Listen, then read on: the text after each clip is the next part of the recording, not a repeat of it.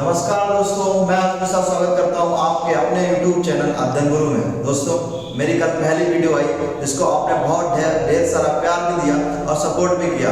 हाँ, कुछ कमियां रह गई थी और कुछ कॉम्प्लीमेंट भी मिले, मुझे बहुत अच्छा लगा। और जो कमियां रह गई थी वो मैं धीरे धीरे इम्प्रूवमेंट करने की कोशिश करूंगा। तो दोस्तों, आइए चलते हैं बिना समय गवाए हुए अपने धमाकेदार सेशन की। मैं न्यूज लेके आया हूँ, करंट अफेयर्स लेके आया हूँ, मजेदार दुनिया और देश विदेश से रिलेटेड। तो दोस्तों, आइए चलते हैं बिना किसी देरी के अपने पहले क्वेश्चन पे। दोस्तों, पहला क्वेश्चन आपकी स्क्रीन पर ये रहा। विश्व का पहला हाइब्रिड एरोस्पेस और रक्षा प्रदर्शनी किस शहर में आयोजित की जाएगी? दोस्तों, मैं उम्मीद करता हूं कि आप जब भी ये सेशन देखते हैं तो आपके हाथ में कॉपी पेन होगा, इंडिया का मैप होगा, वर्ल्ड का मैप होगा। दोस्तों, मैंने इसकी कल इंपॉर्टेंस भी बताई थी, होप सो आप लेके बैठे होंगे। दोस्तों, पहला ऑप्शन देखते हैं दिल्ली, दूसरा ऑप्शन है हमारे पास बेंगलुरु, तीसरा ऑप्शन है हमारे पास चेन्नई और चौथा ऑप्शन है हमारे पास हैदराबाद। दोस्तों, इसका सही उत्तर होगा दोस्तों बी। जी हाँ, बेंगलुरु।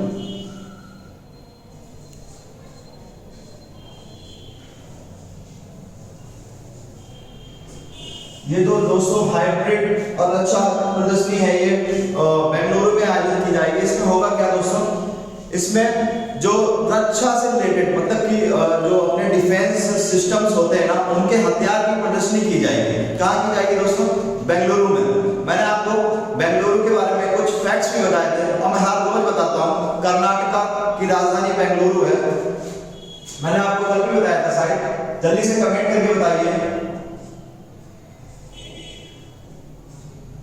इसकी राजधानी है बेंगलुरु। मैंने आपको बताया था बेंगलुरु में इसरो का हेडक्वार्टर है। दोस्तों, मुझे कल कमेंट्स भी आई मेरी राइटिंग्स को लेकर, मैं धीरे धीरे इंप्रूवमेंट करता रहूंगा, आप निश्चिंत रहिए।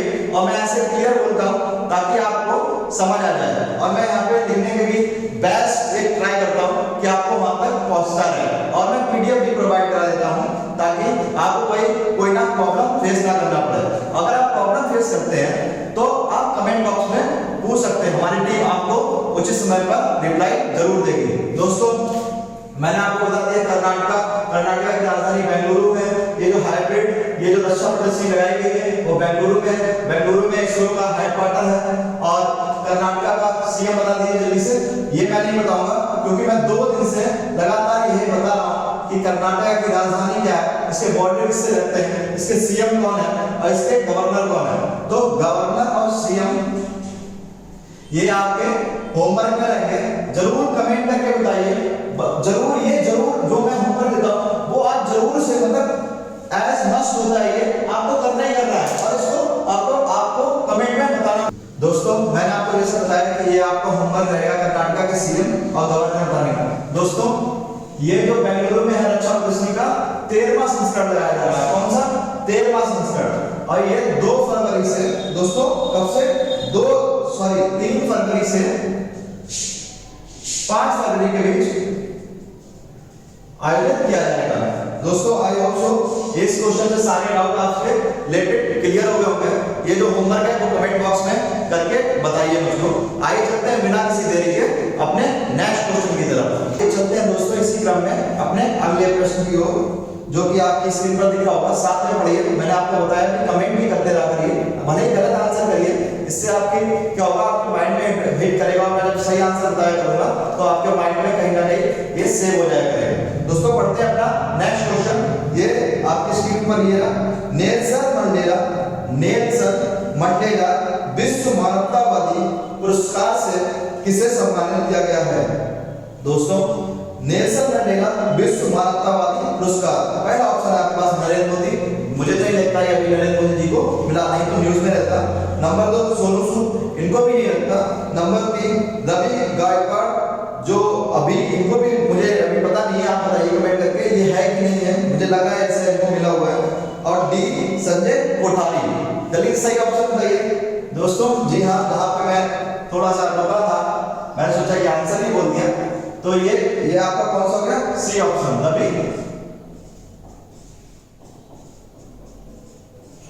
रवि गायकवाड़।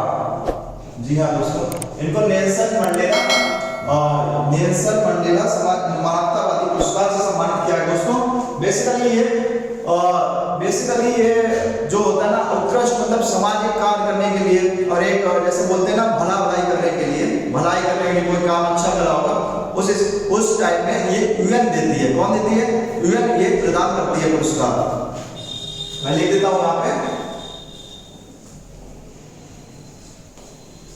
कौन देता है, यूएन। दोस्तों इस पुरस्कार को कब दिया गया, जल्दी से बताइए दोस्तों, जल्दी से बताइए पुरस्कार की शुरुआत कब हुआ।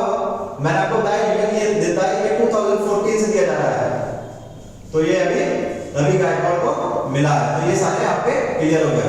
चलिए दोस्तों इसी क्रम में चलते हैं अपने नेक्स्ट क्वेश्चन की तरफ जो आपकी स्क्रीन के ऊपर ये रहा। आइए दोस्तों चलते हैं इसी क्रम में अपने नेक्स्ट प्रश्न की ओर जो आपकी स्क्रीन पर शो हो रहा होगा। आइए पढ़ते हैं साथ में। ब्लू ऑरिजिन ने अपने न्यू शेफर्ड मैं लिख देता हूं, न्यू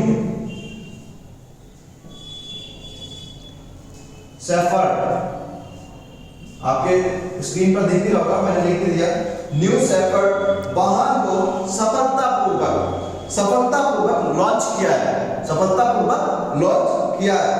ब्लू ऑरिजिन के संस्थापक कौन है। नंबर ए इलॉन मस्क, जो अभी इंडिया भी आए थे, इनकी कंपनी इंडिया भी आई है, बेंगलुरु में इनका ऑफिस बनाया गया है। ये आपको सारी क्लियर फैक्ट्स ऑलरेडी हैं। किसके कौन सी स्कीम के तहत आए हैं, फेम इंडिया सेकंड के तहत। ये कब स्टार्ट हुई थी, 2019। ये सारे फैक्ट आपको क्लियर हो गए। दोस्तों दूसरा ऑप्शन है जेफ बेजोस। अब आप कहेंगे सर ये तो आप अजीब मना कर रहे हो, अमेज़न के मालिक को यहाँ पे ले आए, इनका कोई लेना देना नहीं, मैं बताऊंगा अभी। तीसरा ऑप्शन है मार्क जुकरबर्ग, जो अभी व्हाट्सएप से रिलेटेड चर्चाओं में रहते हैं हमेशा। और चौथा ऑप्शन है हमारे बिल गेट्स ताऊजी, ये भी रहते हैं। तो इसका सही आंसर क्या होगा दोस्तों, बी जेफ बेजोस।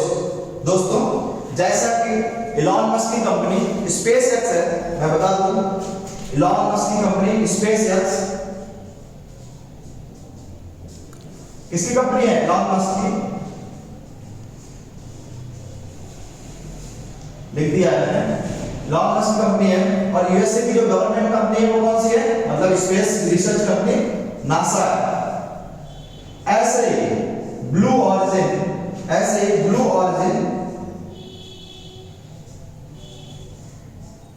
आपके क्वेश्चन में लिखा भी है, मैं लिख देता हूं, किसकी कंपनी है, जेफ बेजोस की।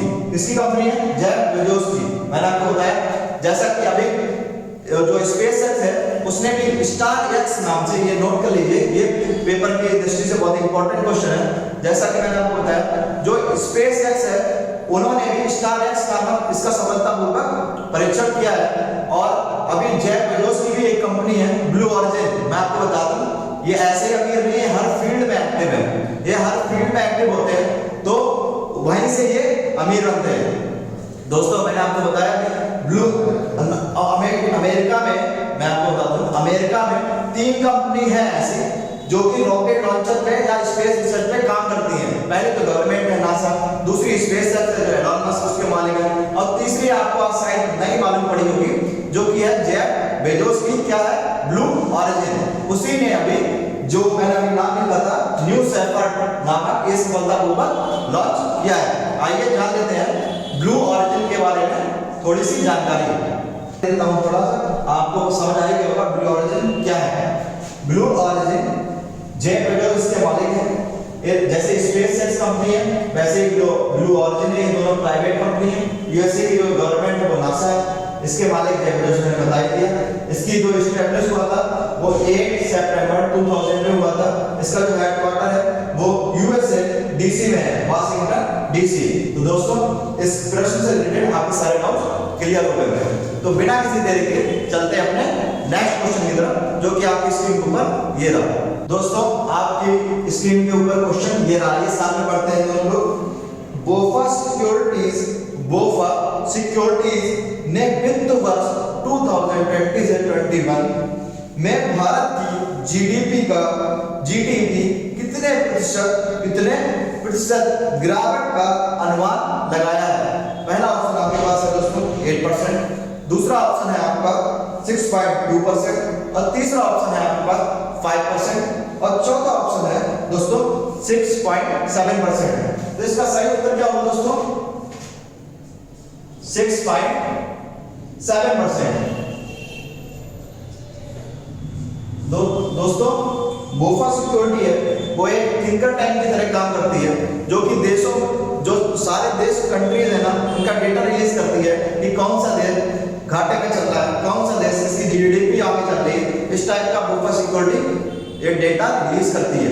दोस्तों बोफा सिक्योरिटी ने अभी बताया कि भारत की जीडीपी 6.7% थोड़ा सा डाउन रहने की अनुमान लगाया कि गिरावट दर्ज की जाएगी। दोस्तों ये गिरावट किसकी वजह से आई? आप सभी जानते हैं कोविड-19 की वजह से। इसमें कुछ नया तो है नहीं बताने के लिए, तो आइए कुछ फैक्ट जान लेते हैं बोफा सिक्योरिटी के बारे में।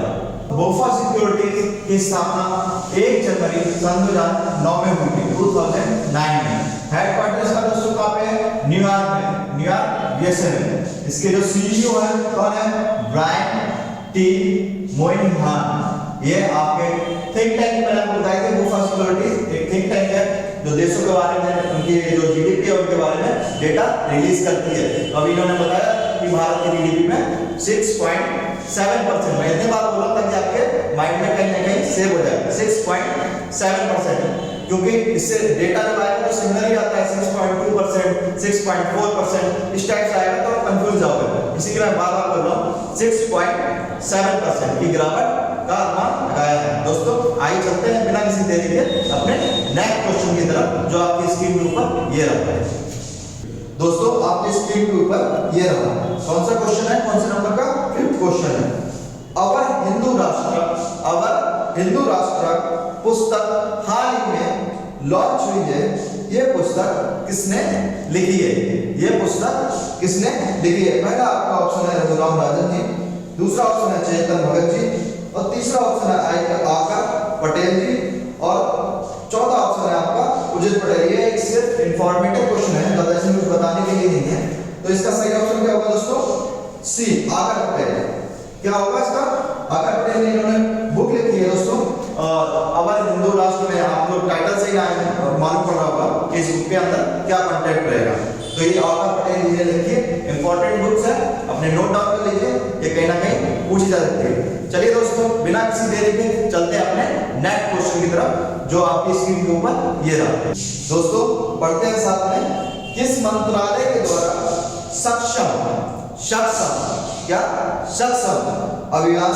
अभियान शुरू किया है, जिससे हरित ऊर्जा के बारे में लोगों को जागरूक किया जाएगा? पहला ऑप्शन है आपके पास ए पृथ्वी विज्ञान मंत्रालय, दूसरा ऑप्शन है आपके पास पेट्रोलियम एवं प्राकृतिक गैस मंत्रालय, तीसरा ऑप्शन है आपके पास पर्यावरण मंत्रालय, चौथा ऑप्शन आपके पास है शिक्षा मंत्रालय। दोस्तों इसका सही उत्तर क्या होगा? जल्दी से बताइए कौन सा नंबर का क्वेश्चन है दोस्तों? 6 नंबर का। इसका सही ऑप्शन होगा बी। दोस्तों ये क्या है? बेसिकली इन्होंने मतलब ये इसलिए किया गया है ताकि हम जो पेट्रोलियम है उनके बारे में फायदे नुकसान जान सके कि वो अपने दैनिक जीवन में कैसे। अब आप कहेंगे सर ऐसा तो खाना का टाइम जब पेट्रोलियम ले रहे हैं, मतलब अब जैसे व्हीकल चलते हैं तो उनसे पोल्यूशन होता है, तो हर एक आपको वर्ड से समझ भी आ रहा होगा कि हर एक किस वर्ड को या किस भाव को प्रकट कर रहा है। हर एक कि अपनी हेल्थ पर इस पेट्रोलियम का क्या प्रभाव पड़ रहा है, पॉल्यूशन हो रहा है या एनर्जी ज्यादा जा रही है, इस टाइप का मतलब एक डेटा रिलीज करते और नथिंग है, ऐसा कुछ नहीं है इस प्रश्न में बताने के लिए। तो दोस्तों आई होप समझ आ गया होगा कि बस एक जो हेल्थ से रिलेटेड या इससे डेटा से रिलेटेड जो भी कुछ होता है कि पॉल्यूशन कितना हो रहा है, एनर्जी कितनी सेव हो रही है, इस टाइप का ऐसे करके उन्होंने निकाला है। चलते हैं दोस्तों बिना किसी देरी के अपने नेक्स्ट क्वेश्चन की तरफ, जो कि आपकी स्क्रीन के ऊपर ये रहा। दोस्तों आइए साथ में पढ़ते हैं क्वेश्चन। हाल ही में किस देश ने ओपन स्काई संधि से हटने की घोषणा की है। ये दोस्तों एक इंटरनेशनल क्वेश्चन है, मैं इसको आपको एक्सप्लेन करने की कोशिश करूंगा। मुझे बहुत अच्छा लगता है जब भी कोई इंटरनेशनल क्वेश्चन आता है और मैं बताऊंगा कि इसमें क्या महत्व है इस क्वेश्चन को जाने की। तो पहला ऑप्शन पढ़ लेते हैं। पहला ऑप्शन है रशिया, दूसरा ऑप्शन है आपके पास अमेरिका, तीसरा ऑप्शन है आपके पास जापान और चौथा ऑप्शन है आपके पास इंडिया। आइए दोस्तों इसका उत्तर जान लेते हैं। इसका उत्तर है रशिया।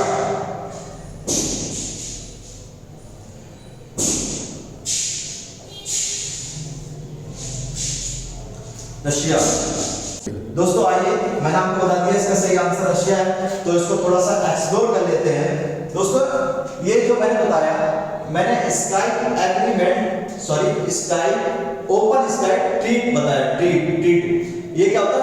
ओपन स्काई संधि। और एक ऐसे आप कंफ्यूज मत होइएगा, एक है ओपन स्काई एग्रीमेंट,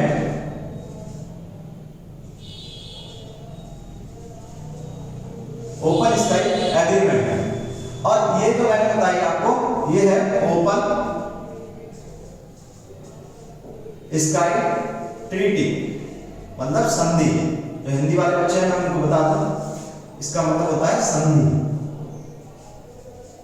और इसका मतलब एग्रीमेंट का मतलब होता है समझौता।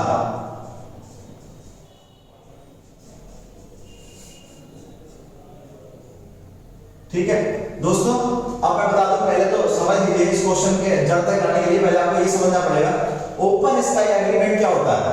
ओपन स्काई एग्रीमेंट ये होता है, जैसे दोस्तों अभी हमने स्ट्राइक करी थी, स्ट्राइक पाकिस्तान के ऊपर, तो हमारा कोई फाइटर प्लेन गया था और वहां पे गोले छोड़ के चला आया था।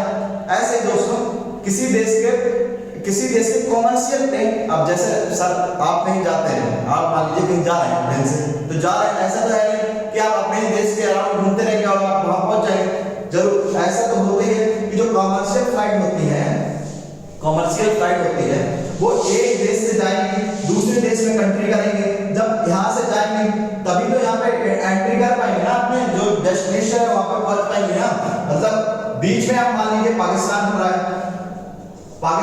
तो क्या इसके लिए ना दोस्तों एक एग्रीमेंट साइन हो रखा है सारे देशों में कि मैं आपको एक इंफॉर्मेशन और ऐड कर देता हूं यहाँ पे कि कोई भी, जब हम लोग स्ट्राइक कर रहे थे, स्ट्राइक हुई उसके बाद ही, उसके मतलब उसी दिन हमारे प्लेन पाकिस्तान के ऊपर से जा रहे थे।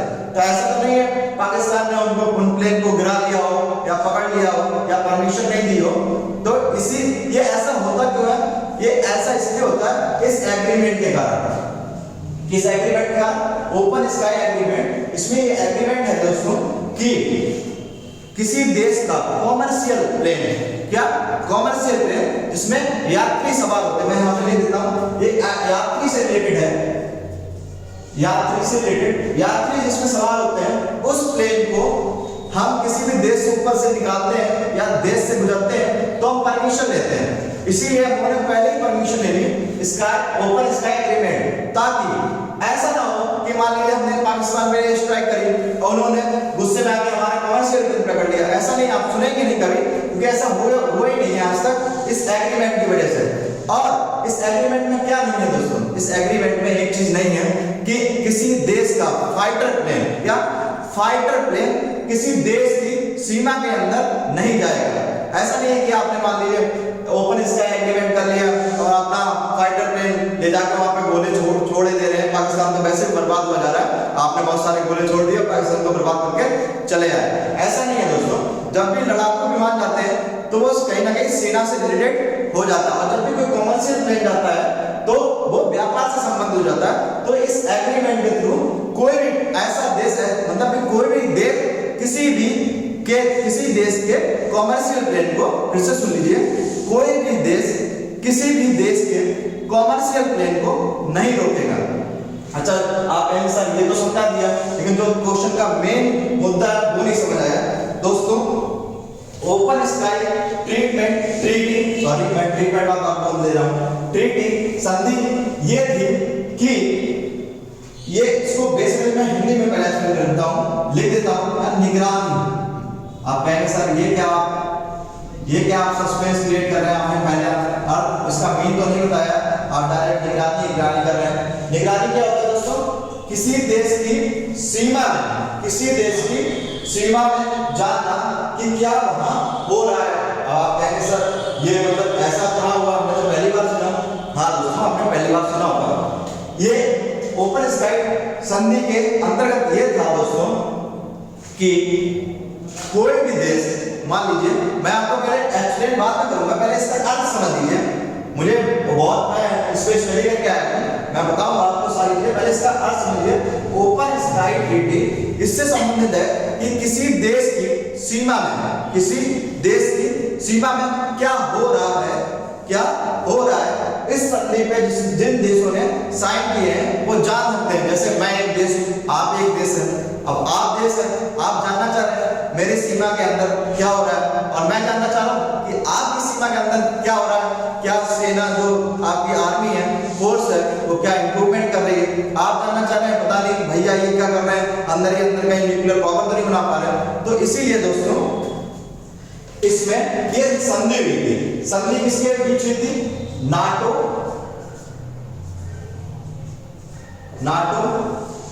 और WTO के बीच हुई थी। नाटो और WTO के बीच में। आप कहेंगे, आप मुझसे कहेंगे सर ये आप बड़ा सस्पेंस क्रिएट कर रहे हो, कहीं नाटो कहीं बाटो, ये है क्या एक्चुअली, आप बता क्यों नहीं रहे हो। दोस्तों आइए चलते हैं, थोड़ा सा पीछे लेके चलते हैं। दोस्तों आइए पीछे लेके चलते हैं। दोस्तों मैंने आपको जैसा बताया कि आइए जान लेते हैं इसके पीछे की हिस्ट्री थोड़ा सा जानते हैं। मैं ये क्वेश्चन को एक्सप्लेन करने की कोशिश इसलिए कर रहा हूँ कि ये इंपॉर्टेंट बात है। दोस्तों मैंने आपको बताया ओपन स्काई एग्रीमेंट क्या था, कमर्शियल फ्लाइट से रिलेटेड था कि कोई किसी भी देश का फ्लाइट, कमर्शियल फ्लाइट एक देश से निकल सकती है। ओपन स्काई ट्रीटी इससे संबंधित है कि फाइटर प्लेन निगरानी, मतलब निगरानी, मैंने आपको एग्जांपल दे बताया कि फाइटर प्लेन या जो सेना से रिलेटेड कार्य है, मैं जानना चाहता हूँ आपके देश में क्या होगा, आप जानना चाहते हैं मेरे देश में क्या होगा। तो ये मतलब कहाँ कौन से देश है, कितने देश है, तो आपको बता दूं 34 कंट्रीज हैं इसमें। अभी 34 कंट्रीज नहीं रह गई हैं, दो कम हो गई हैं। कौन सी कम हो गई?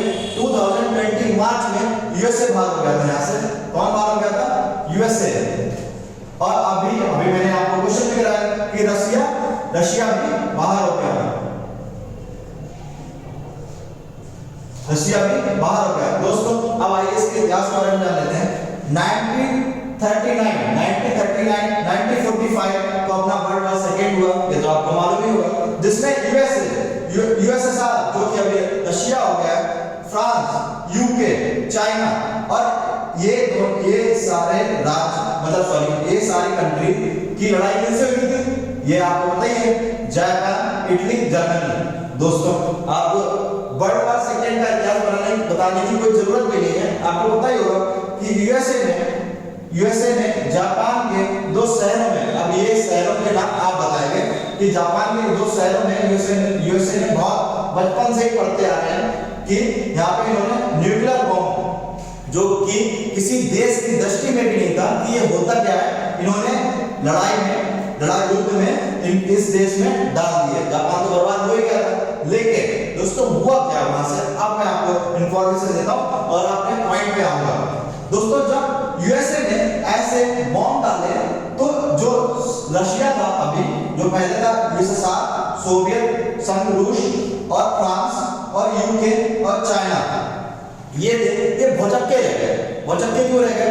इन्होंने कहा कि यार आप मेरे साथ तो जुड़े हुए हो, मतलब आप इस ट्रीटी से हमारे साथ, सॉरी इस ट्रीटी, ये तब ट्रीटी नहीं थी, मतलब आप हमारे साथ जुड़े हुए हो। जैसे मैं आपके साथ जुड़ूं, आप और मेरे साथ 4 दोस्त हो, लेकिन मैं चारों दोस्तों तो मुझे समान रूप से जानते हैं, लेकिन मैं कोई एक ऐसा हथियार रख लूं या एक ऐसा हथियार ले आऊं जिसको किसी के बारे में जानकारी ना हो, तो मेरे दोस्त ये कहेंगे अरे यार ये तो बताना चाहिए था तुमको कि ये तुम लाए हो, कहां से लाए, ऐसे तो तुम मेरे ऊपर ही हमला कर दोगे किसी दिन।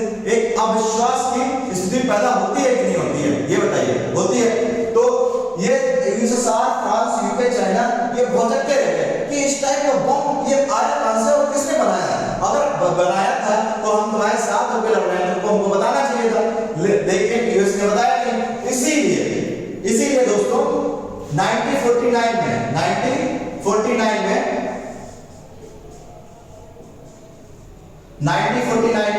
नाटो को एस्टैब्लिश किया गया। नाटो को एस्टैब्लिश किया गया जिसमें 30 देश थे। तो 1949 में नाटो को एस्टैब्लिश किया गया। अब नाटो को क्यों एस्टैब्लिश किया गया था? क्योंकि यूएसए ध्यान से देखिएगा, यूएसए वर्सेस यूएसएसआर हो चुका था। यूएसएसआर ये हो चुका था। इसी को दोस्तों हम कोल्ड वॉर के नाम से जानते हैं। कोल्ड वॉर के नाम से जानते हैं। ये दोस्तों क्वेश्चन पूछा जाता है कोल्ड वॉर किसके बीच हुई थी? तो यूएसएसआर मैंने बता दिया क्यों हुआ था, क्योंकि अब इन देशों को ये खतरा रहने लगा था कि कहीं यूएसए लेने पर ही हमला ना कर दे। आपको मालूम है ये जापान, इटली, जर्मनी ये हार गए थे, लेकिन ये जीत गए थे। ये जीत के भी लड़ने लगे आपस में कि यूएसए ने ऐसे बम कैसे बना लिया हमसे बिना पूछे, हम उनके साथ लड़ रहे हैं। और मतलब एक काइंड से होता है विश्वास पैदा कर दिया। तो अब ये सब डरने लगे। तो यूएसएसआर एक तरफ हो गया, दो रूढ़वादी, ये दोनों पूंजीवादी देश थे और ये सब साम्यवादी देश थे। तो जब ऐसा हुआ तो यूएसएसआर ने अलग मिलके WTO की स्थापना कर दी।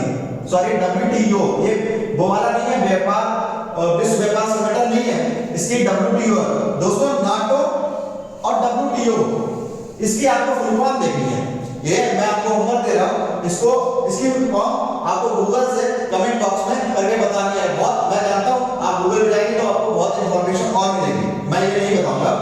तो जब ऐसा हुआ WTO और नाटो की स्थापना हुई तो फिर एक ट्रीटी आई। क्या ट्रीटी आई दोस्तों? कि अब जब ऐसा होने लगा, सब देश डरने लगे। इसमें 30 कंट्री थी, इंडिया में बता दूं किसी में नहीं था, अभी भी नहीं है। तो जब ऐसा हुआ तो इन्होंने ये कहा कि अब सब डर रहे थे कि कोई एक दूसरे के ऊपर हमला ना कर दे, तो एक संधि लिया है। क्या संधि लिया है?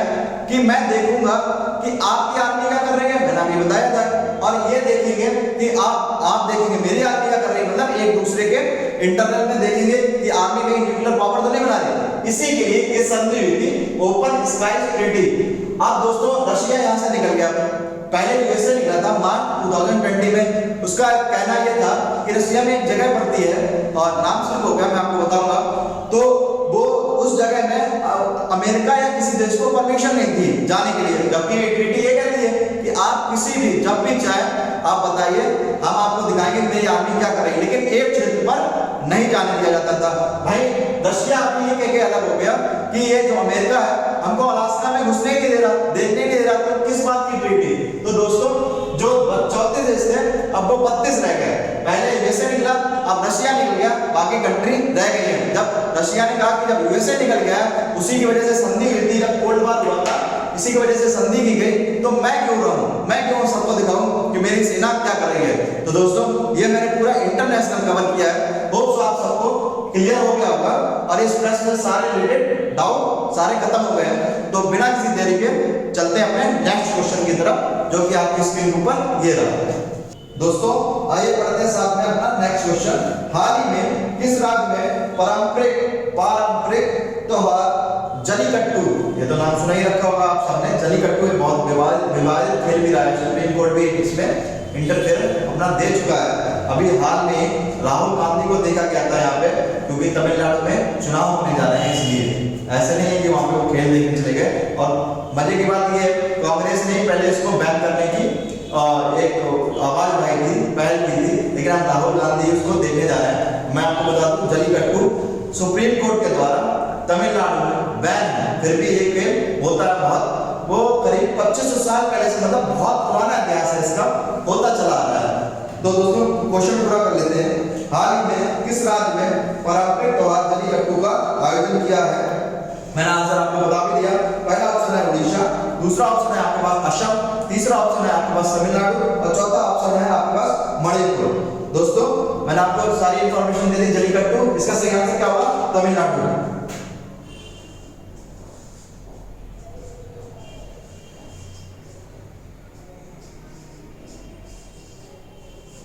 तमिलनाडु। जानते हैं तमिलनाडु के बारे में कुछ फैक्ट। यहाँ की राजधानी दोस्तों चेन्नई है।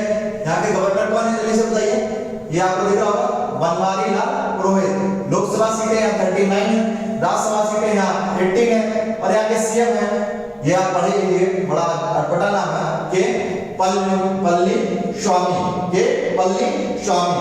होप सो गाइस तमिलनाडु से रिलेटेड आपकी सारी इंफॉर्मेशन क्लियर हो गई होगी। आइए चलते हैं अपने नेक्स्ट क्वेश्चन की तरफ जो आपकी स्क्रीन के ऊपर ये रहा। दोस्तों पढ़ते हैं आगे साथ में। आजादी के बाद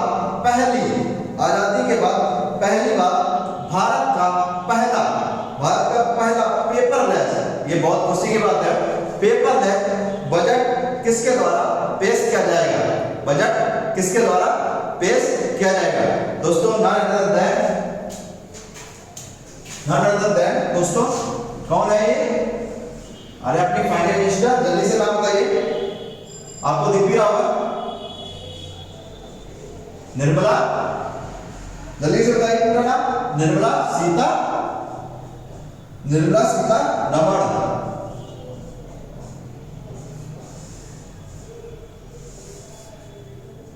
ये अभी पेपरलेस बजट अपना आ रहा है, 29 से पार्लियामेंट सेशन चालू हो रहा है इसी बजट के ऊपर।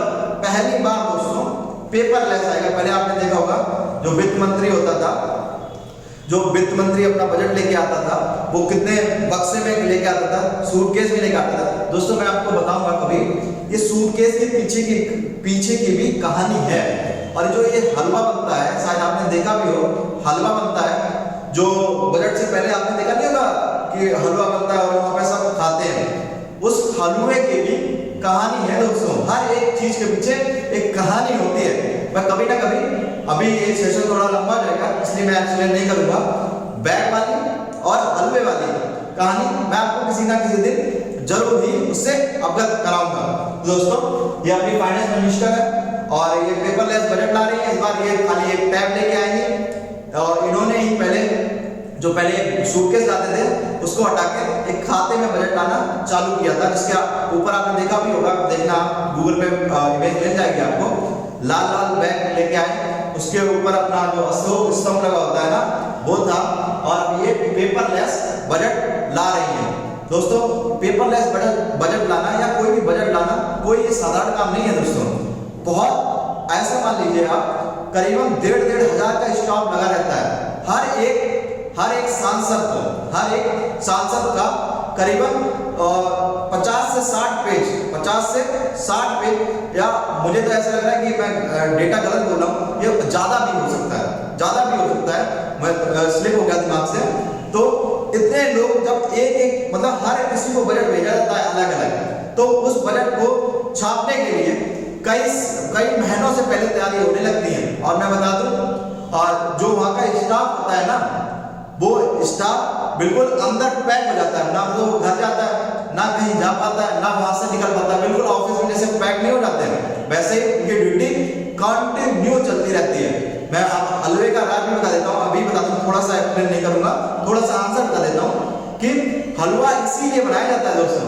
जब भी बजट सत्र की शुरुआत होती है तो हलवा इसलिए बनाया जाता है ताकि जो वहाँ स्टाफ है उनको पहले देखा नहीं आपको, बकरी या उसको काटने से पहले एक कहावत नहीं है, खूब पहले खिला दो, तो पहले उनको हलवा खिलाया जाता है कि आप खाओ और जाके पैक हो जाओ और हमें बजट बना के दो। तो वो रात दिन मेहनत करके बजट बनाते हैं और इतना भारी सा पेपर लेके आते थे। पहले बैग लेके आती थी अपनी, और फाइनेंस मिनिस्टर है, वित्त मंत्री है, लेकिन अब खुशी बात ये पेपरलेस होने जा रहा है। होना भी चाहिए कि आपके पास मोबाइल में टैब में होगा, सारे सांसदों के पास वो फटाफट आ जाएगा। तो ये बहुत खुशी की बात है दोस्तों। सारे डाउट क्लियर हो गए। आइए चलते हैं अपने 10वें प्रश्न की ओर, जो आपकी स्क्रीन के ऊपर ये रहा। दोस्तों आइए पढ़ते हैं साथ में, इंटेल कंपनी के नए सीईओ कौन है? Number 1 Pat Gelsinger, number B John Peterson, number C अलोन गोवाड़ी, नंबर डी जोसेफ जैकी। इसका सही आंसर है दोस्तों नंबर 10। इंफॉर्मेटिव क्वेश्चन है। इंटेल कंपनी के सीईओ क्या नाम है? पेट जेल, जल्दी से बताइए, पढ़ के तो बता दीजिएगा। ये तो मैं लिख कैसे पाऊंगा यहाँ पे? हाँ, ये इनका नाम। दोस्तों इंटेल कंपनी आपको मालूम होगा, आपने हर जगह लैपटॉप या कहीं भी देखा होगा, ये चिप मेकर कंपनी है। इसके नए सीईओ के रूप में ये नियुक्त हुए। मैं बता दूं इंटेल कंपनी, यहाँ लिख देता हूँ,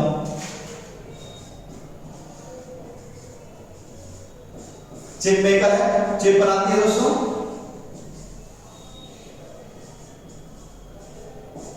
इंटेल कंपनी के सीईओ हो गए। कौन हो गया? सीईओ हो गए। दोस्तों इंफॉर्मेटिव क्वेश्चन था। आइए चलते हैं अपने आज के सेशन के लास्ट के क्वेश्चन की तरफ, जो कि आपकी स्क्रीन के ऊपर ये रहा। दोस्तों नेक्स्ट क्वेश्चन पे चलने से पहले ये थोड़ा सा जान लीजिए, इंटेल कंपनी की स्थापना कब हुई थी, स्टैब्लिश हुई थी 18 जुलाई 1968 को, हेडक्वार्टर यूएसए। अब चलते हैं दोस्तों अपने नेक्स्ट क्वेश्चन की तरफ, जो आपकी स्क्रीन के ऊपर ये रहा। आइए पढ़ते हैं दोनों साथ में दोस्तों, पॉज कर दो। आइए पढ़ते हैं दोस्तों।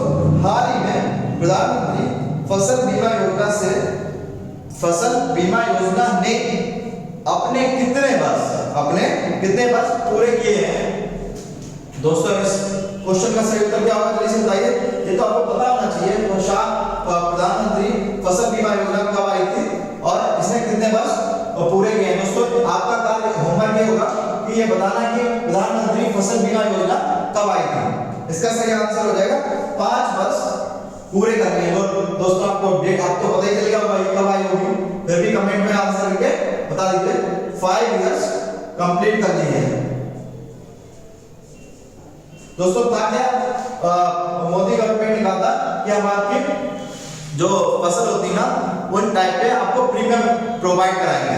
जैसे कुछ रेशियो था 1% का, 2% का, अलग अलग राज्यों ने अपने नाम से भी इस योजना को लागू किया। किसी ने ज्यादा प्रीमियम दिया, किसी ने कम प्रीमियम दिया, ऐसे टाइप की योजना आई थी। और ये फसल से रिलेटेड किसान की फसल उगाएगा तो उसमें हम गवर्नमेंट है वो प्रीमियम देगी। दोस्तों आज के सेशन को यहीं पे समाप्त करते हैं। होप सो आपको सारे क्वेश्चन क्लियर हो गए होंगे। ये आपके एग्जाम की दृष्टि से काफी इंपॉर्टेंट है, कहीं ना कहीं आपको एग्जाम में देखने को मिल जाएगा। वो रशिया वाला क्वेश्चन दोस्तों जो मैंने एक्सप्लेन किया, अभी टाइम नहीं था, मैं उसको अच्छे से थोड़ा सा नहीं कर पाया, लेकिन मैं किसी ना किसी दिन दोबारा कर लूंगा। लेकिन फिर भी मैंने अपना एक बेस्ट दे दिया है। दोस्तों अगर आपको ये अच्छी वीडियो अच्छी लगी हो तो लाइक करें, कमेंट करके बताएं कि जो मैंने क्वेश्चन पूछे वो बताएं और क्या कमी रह गई वो बताएं, और इस चैनल को सब्सक्राइब करें, क्योंकि तभी आप हमसे जुड़ सकते हैं। दोस्तों हार्ड वर्क करिए, मेहनत करते रहिए, मंजिल एक ना एक दिन खुद आपके पास चल के आएगी। जय हिंद दोस्तों।